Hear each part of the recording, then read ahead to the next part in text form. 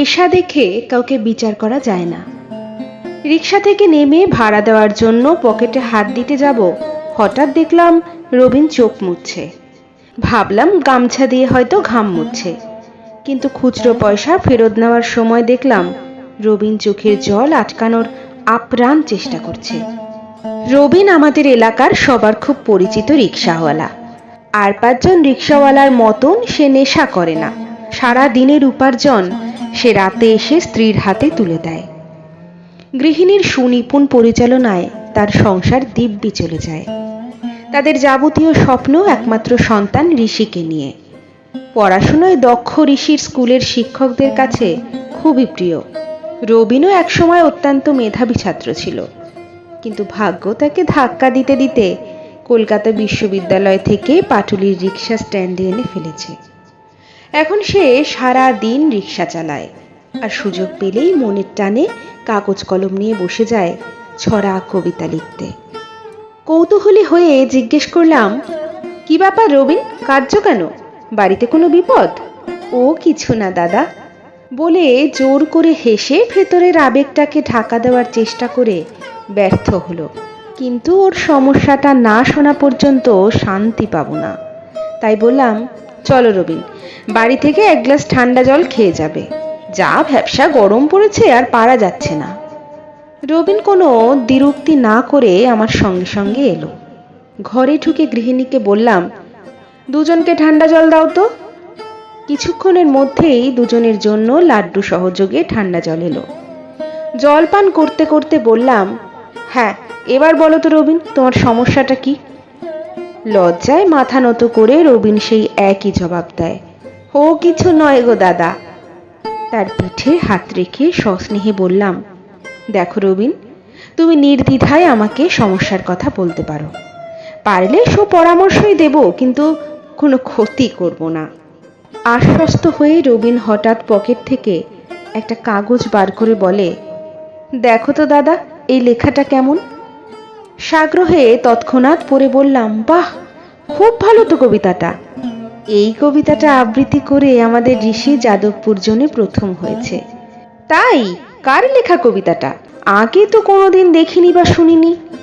প্রশ্নটা এড়িয়ে রবিন কাঁদো কাঁদো কণ্ঠে বলল, কিন্তু ঋষিদের স্কুল থেকে বলে দিয়েছে সাব ডিভিশনে এই কবিতা আর চলবে না, আরো ভালো কোনো কবিতা তৈরি করতে হবে। সে তো বুঝলাম, কিন্তু এই কবিতাটা চলবে না কেন? বিরক্ত হয়ে জিজ্ঞাসা করতে আমতা আমতা করে রবিন বলে, হারচোদা, ওটা আমি লিখেছি তো, তাই। ওদের স্কুলের স্যার বলেছেন কোনো বিখ্যাত কবির কবিতা মুখস্থ করতে, তা না হলে প্রতিযোগিতায় দাঁড়াতে পারবে না। রবিনের এই টুকটাক সাহিত্য চর্চার খবর আমরা শুনেছিলাম, কিন্তু কোনোদিন পরখ করিনি। অবাক বিস্ময়ে ওর মুখের দিকে তাকিয়ে তাকিয়ে ভাবতে লাগলাম, যে ছেলেটা সারাদিন রিক্সা চালায়, তার কলম থেকে এমন কবিতা কি করে বের হয়?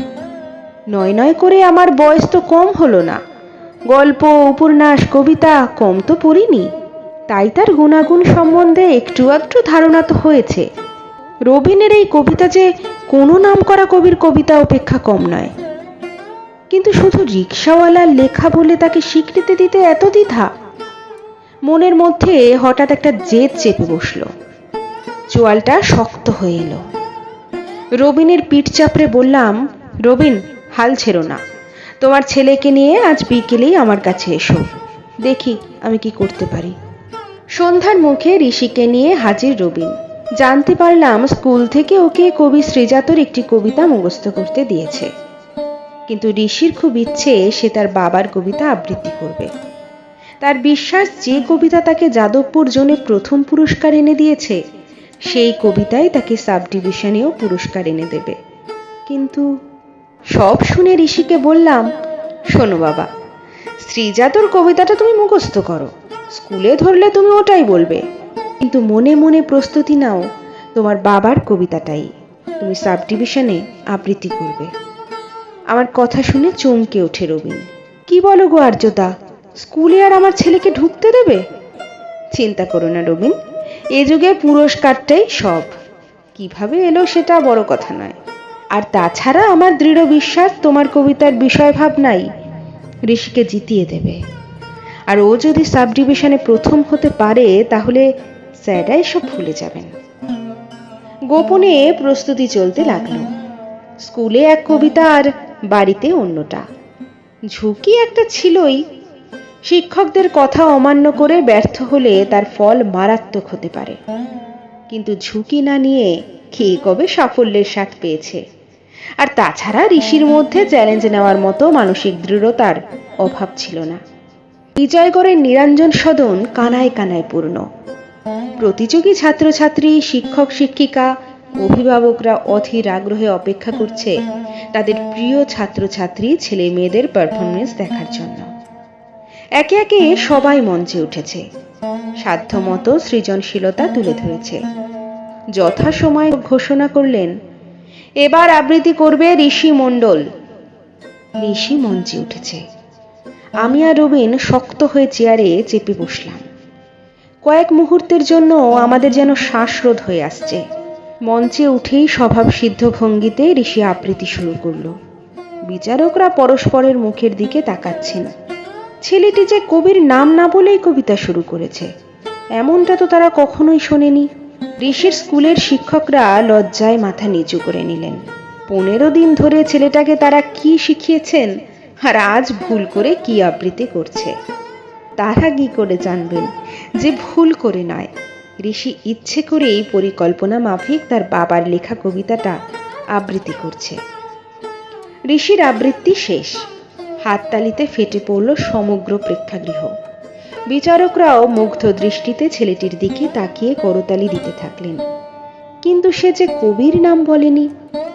হাততালি কমতেই মাইক্রোফোনটা আরো কাছে টেনে নিয়ে ঋষি বলল, এতক্ষণ যে কবিতাটি আমি আবৃত্তি করলাম সেটি লিখেছেন রবীন মণ্ডল, আমার বাবা, পেশায় রিক্সা চালক। প্রথমে কবির নাম বলিনি, কারণ তাহলে অনেকেই শোনার আগ্রহ হারিয়ে ফেলতেন। আমি গর্বিত এমন বাবার ছেলে হতে পেরে। বিচারকরা সবাই দাঁড়িয়ে উঠে করতালি দিচ্ছেন। চোখে মুখে অপার মুগ্ধতা। সম্পূর্ণ নিরঞ্জন সদন দাঁড়িয়ে উঠে আবারও করতালি দিয়ে অভিবাদন জানাচ্ছে কবিতা ও তার কবিকে। ঋষি দু চোখ ভরে তার বাবার কবিতার স্বীকৃতি দেখছে। আনন্দে কখন যে আমার চোখের জল গণ্ডদেশ পেরিয়ে গেছে খেয়াল করিনি। সম্বিত ফিরলেই দেখলাম রবিনের দু চোখে ঘন শ্রাবণের ধারা। এই ধারার মূল্য যে মণিমুক্তর থেকেও বেশি।